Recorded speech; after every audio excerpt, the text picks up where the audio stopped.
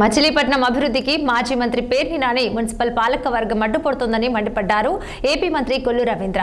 Municipal చరిత్రలో budget సమావేశం పెట్టలేదని, దౌర్భాగ్య పరిస్థితుల్లో వైసీపీ పాలక వర్గం ఉందని విమర్శలు చేశారు. కృష్ణా జిల్లా మచిలీపట్నంలో పర్యటించిన మంత్రి మాట్లాడుతూ బందర్కి సీఎం 13 కోట్ల గ్రాంట్లు కేటాయించారని, ఆ నిధులతో అభివృద్ధి కార్యక్రమాలు చేపడుతున్నామన్నారు.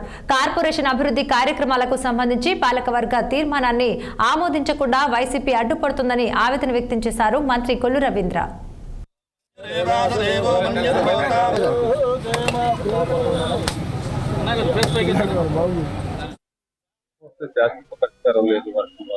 దానికోసం ఇప్పుడు 13 కోట్లు మనం ఏదైతే గ్యాప్స్ వస్తుందో అవన్నీ కూడా పెట్టాం. అవి కాకుండా 15th ఫైనాన్స్ ఫండ్స్ కూడా కొంత వచ్చేదానికి అవకాశం ఉంది. ఇవాళ ఇవన్నీ కూడా చేయడానికి మున్సిపల్ కార్పొరేషన్ పాలకవర్గం కొంత అడ్డం పెడతా ఉన్నారు. అన్నిటికీ ప్రతిదానికి కూడా వాళ్ళు తీర్మానం చేయాల్సింది ఉంది మున్సిపాలిటీ. దానికి ఏదో ఒక ఇబ్బంది పెట్టడం చేశారు. మొన్న కూడా అసలు మున్సిపల్ చరిత్రలో బడ్జెట్ పెట్టకపోవడం అనేది ఎప్పుడు లేదు. కనీసం బడ్జెట్ కూడా పెట్టలేనటువంటి దౌర్భాగ్య స్థితిలో పాలకవర్గ సభ్యులు ఉన్నారు. వాళ్ళు నడిపిస్తున్నటువంటి వ్యక్తి పేర్ని నాని గారు. అంటే వాళ్ళ పరిపాలన కూడా ఆయన చేయనట్ల.